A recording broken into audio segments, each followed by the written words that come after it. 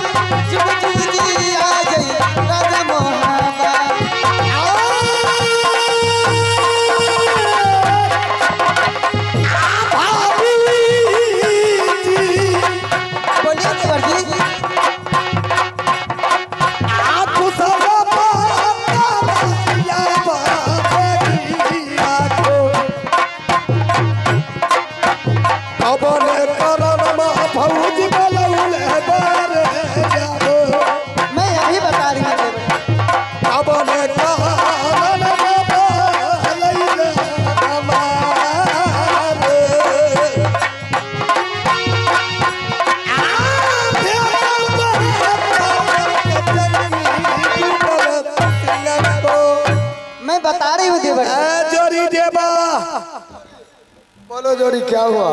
आपने पत्र में क्या पढ़ा था? पत्र में लिखा था जवाबी सोना की तबीयत खराब है, लेकिन यहाँ तो मैं गड़बड़ देख रहा हूँ मेरे दोस्त। देखिए 16 सिंगार 32 आवरण करके, और कितना झकास लग रही है देखने में। पत्र में तो था भाभी की तबीयत खराब है, लेकिन यहाँ तो बुनिया झाड़ रही है। भाभी तो टना रही है। पूछते हैं बात क्या है? क्यों नहीं? तो इससे पहले आप पूछिए कि बात क्या है भाभी सोना, हम दोनों दोस्त को क्यों बुलाए हैं? भाई बोलिए देवर जी। माँ सबसे पहले तो मैं आपको प्रणाम गई माई खुश रहो देवर जी, कितने दिन पर मिल लिए। ये बताओ, आपने पत्र लिख करके दासी को रात दरबार में रुदल और देवा के पास आपने भेजा था? हाँ मैं भेजी थी। मगर क्यों?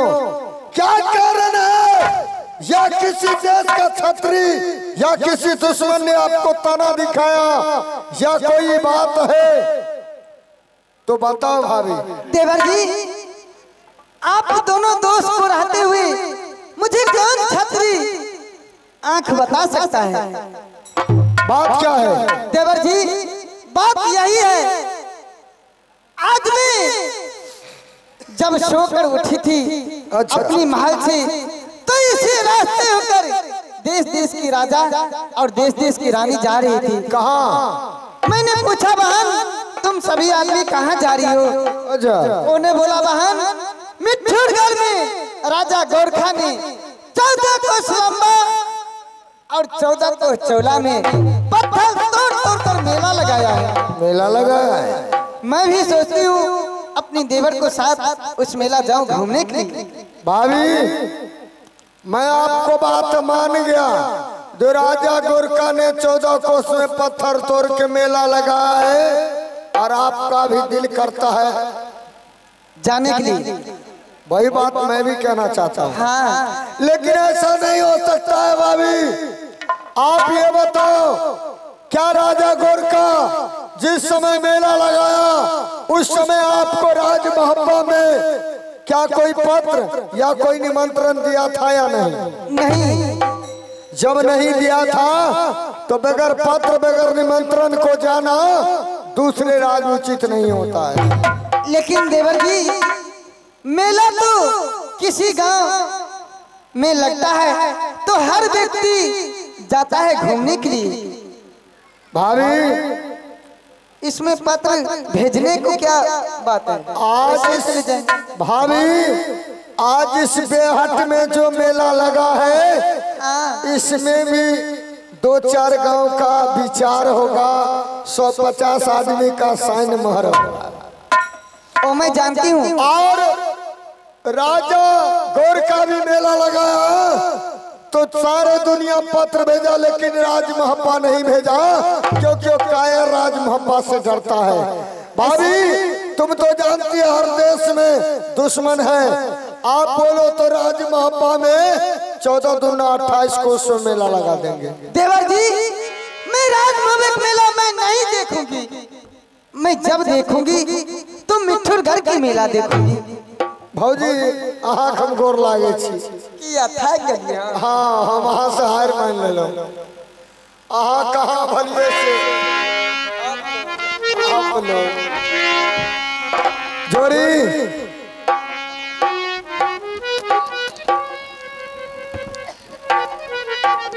मेरे दोस्त क्या बात? आज मुझे एक बात याद आ गया। कौन सा बात और कैसा बात? मेरे दोस्त आज मैंने भाभी के बातों में इतना डूब गया जो शायद कोई समुद्र में भी मैं नहीं डूब सकता था। बात क्या है मेरे दोस्त? भाभी सोना कह रही है राजा गोरखा 14 कोस में पत्थर तोड़ के मेला लगाया है और मैं उस मेला में जाऊंगी देखने के लिए। मैंने लाख समझाया लेकिन भाभी सोना हमारा बात मानने के लिए तैयार नहीं है और आप ही जाकर के समझा दो। ठीक है आप बैठिए। भाभी सोना कहिए देवर जी। ठीक तो है ना देवर जी? मैं ठीक हूँ, आप ठीक हो ना? हम कहते रहे छी जंगल नहीं जाले कते दुबड़िया गलिए ना। क्यों नहीं क्यों नहीं? यहाँ रहे छी तो खाइयो पियल नहीं नहीं अब मक्खन मिश्री थोड़ा तो मुझे खिलाना कम कर दिया है, इसीलिए दुबला हो गया है भाभी सोना। अच्छा भाभी सोना बोलिए क्या बात है? भाभी सोना आपने क्यों हमें दोनों दोस्त को बुलाया है? देवर जी मैं इसीलिए बुलाई हूँ। सबसे पहले आप ये बताइए राजा गोरखा का आप जानते हैं? जानता हूँ। अरे कितने बार खेद खेद के हरामजादों को मारा हूँ मैं, और आप जानने की बात कर रही हो। तो देवर जी वही राजा गोरखा ने अपनी मिठुर घर में बहुत धूमधाम से पत्थर तोड़ तोड़ कर मेला लगाया है। क्यों नहीं? मैं भी सोचती हूँ अपनी देवर के साथ उस मेला जाऊँ घूमने। आज से बातों को अपने जुबान पे मतला भाभी सोना। क्यों? हरगिज नहीं। तुम जानती हो कि देश देश के राजा मेरा दुश्मन बन के हरामजादा बैठा हुआ है। सोचता है कि कब राज महब्बे को एक भी शत्रु को पकड़ लूं ताकि उसकी डाल के मार दूं। इसीलिए भाभी सोना अच्छा मैं आपसे हाथ जोड़ता हूँ, आप ये मिठुर घाट को नाम छोड़ दीजिए। क्या घटिया देश को नाम ले रहे हैं? आहे बेटा के समाना दौरा मनिया तो के वो बात तो है भाभी सोना।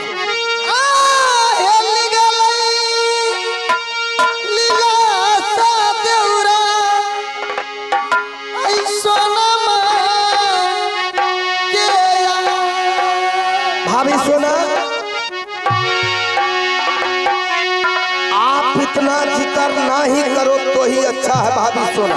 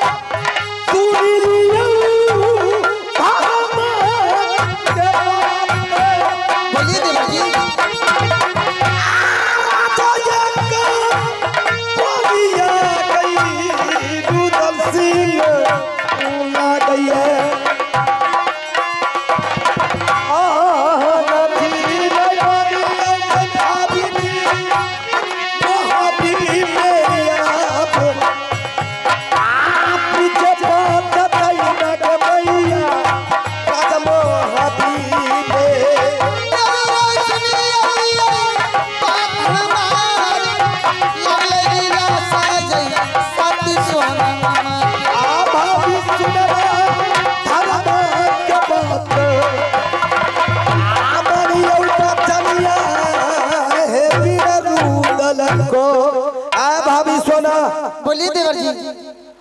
आप जो ये बात अपने जुबान पे ला रहे हैं मिठुर घाट, मिठुर घाट, इसको नाम ना लो। आपको मेला देखना है? हाँ चलिए ना। चलिए नहीं, राज महपा में मेला लगा दूंगा मैं 14 कोस को राज में। इस मेले में फूलों की बौछार कर दूंगा भाभी सोना, ताकि आप जिस रास्ते से जाएंगे आपको कदमों में मिट्टी ना लगने दूंगा मैं। और आप मिठुर घाट को हंट छोड़ दीजिए भाभी सोना। लेकिन देवर जी, मैं राजमहल के मेले में आग लगा दूंगी, बत्ती गिरा दूंगी। मैं राजमहल के मेला में हरगिज नहीं देखूंगी। ऐ भाभी सोना, तो रुदल सिंह भी राजा एक बोलिया है, तुम सर पटक पटक के मर जाओगी इस राजमहल में। अच्छा, मैं कदापि कह नहीं सकता मिठुर घाट को। ऐ मास्टर साहब, मैं समझती हूँ जब से उस राजा का नाम मेरा देवर जी सुना है, तब से डर से कलेजा कांप रहा है। भाभी सोना, अपनी जुबान में ताला लगा वरना सोच ले कि रुदल सिंह कैसा इंसान है। भाभी सोना, देवर जी, अगर आपको डर लगता है तो ये सारे ये साया ये बलौत पहनकर घर में बैठिए और ये राजशाही पोशाक बिजली कोरा मुझे दीजिए। इधर आइए, पहले इधर आहे मछबा कटाइली ने आय चूरी या पीनली आई महलई में या अब चुलही ये फूकी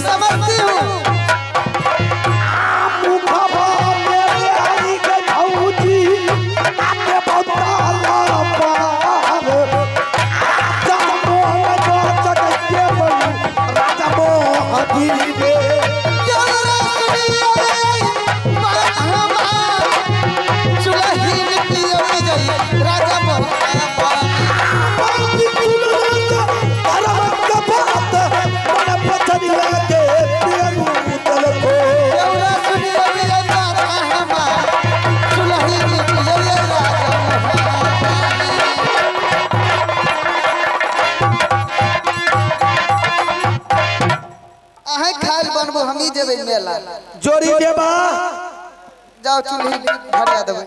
जरा इधर आओ तो मेरे दोस्त। क्या हुआ मेरे दोस्त? आपने सही कहा था कि औरतों से मुंह लगाना, और क्या कहा था आपने?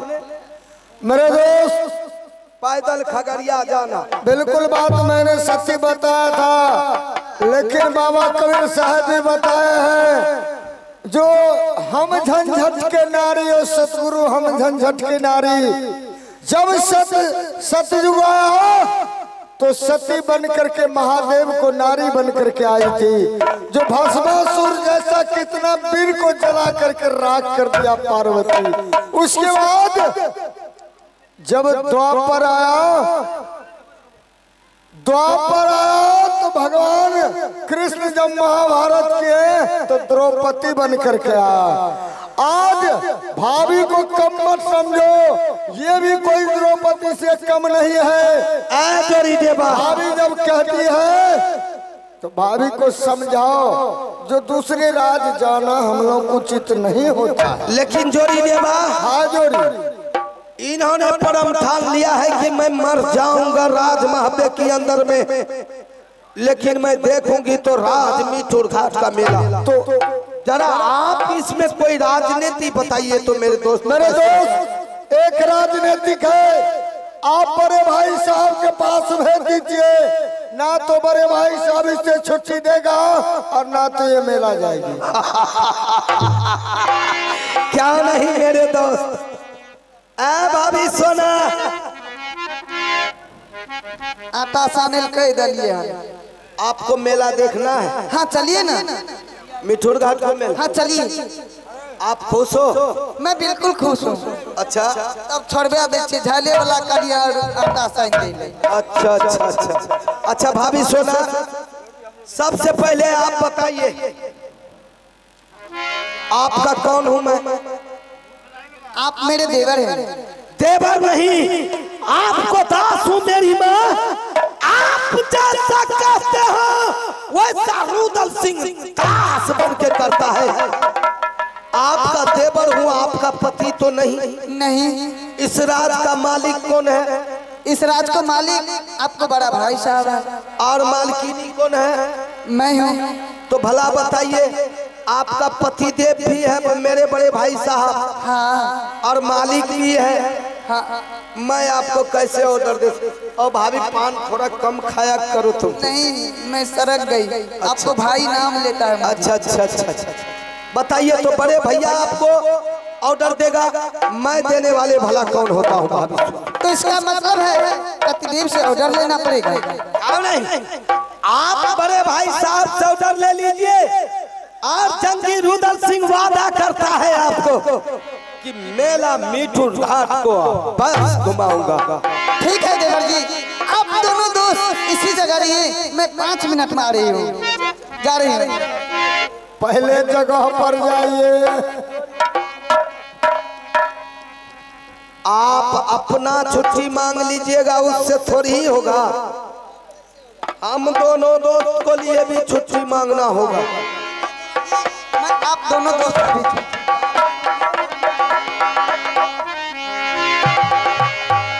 जोरी, अब यहाँ से चलो, हम दोनों मिल करके भाभी सोना को देखते हैं जो बड़े भाई साहब से छुट्टी मांगती है या नहीं। और क्या क्या गुल खिलाते हैं बड़े भाई साहब को साहब।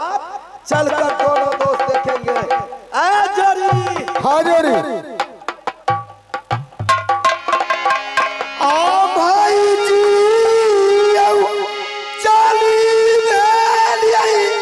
आया जूती ना आईना गरिया में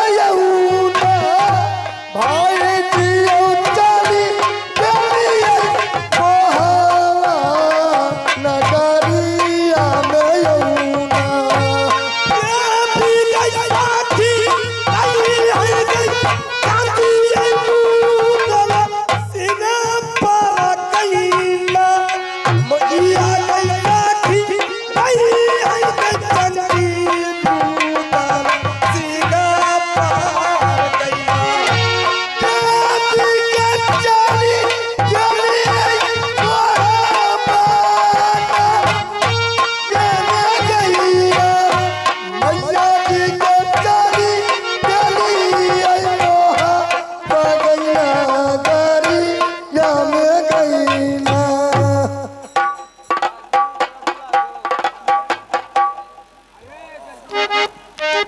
हेलो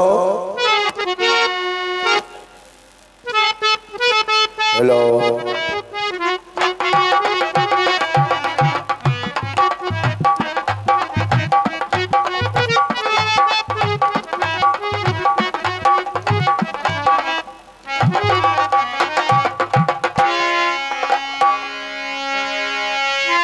हेलो अकबर धाम सुमरो भैया माता हो सरस्वती के आते हुए को चरण में शीशा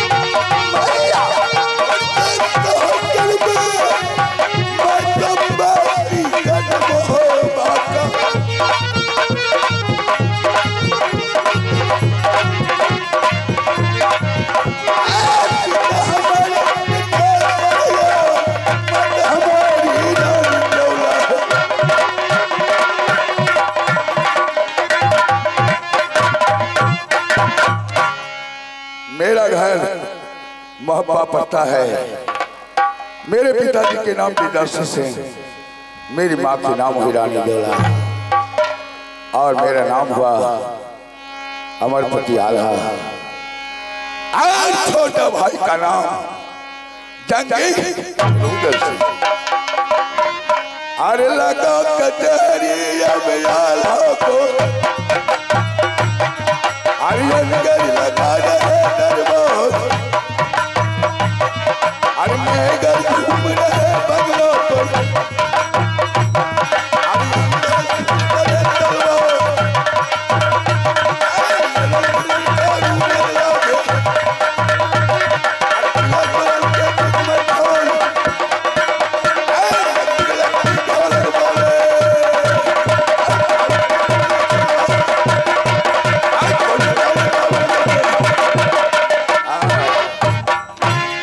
दरबार बहुत उदास लगता है।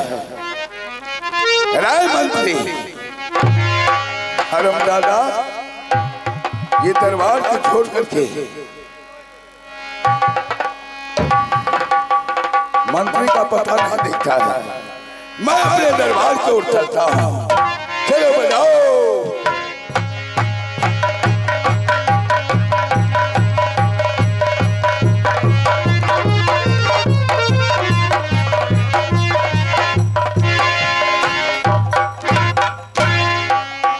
कहा निमक हराम जो नौकर मरी है, गिरहर हमारे सोम चंडाल लगाए अदालत अभियाल हक अजगर लगा रही दरबार।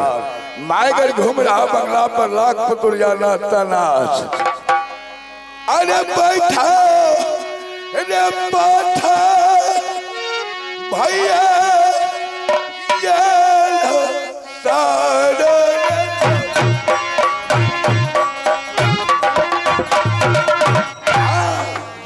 नगर सभारे लगल हमरिया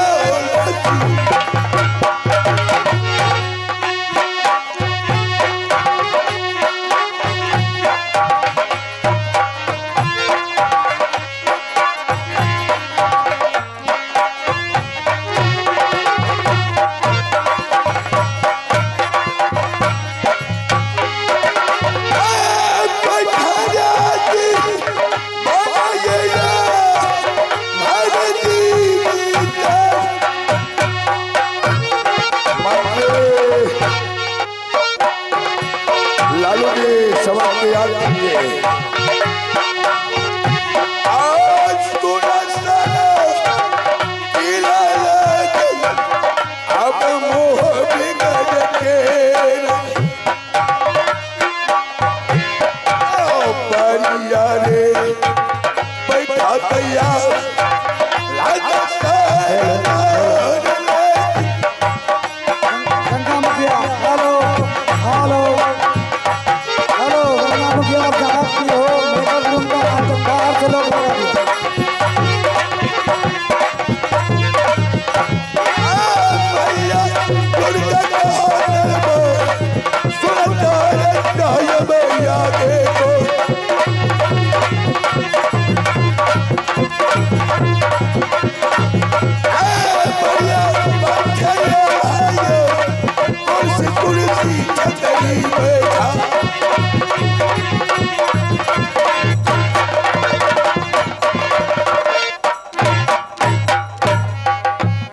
राज दरबार के रहने वाले लाख हवाई जहाँ कहीं भी है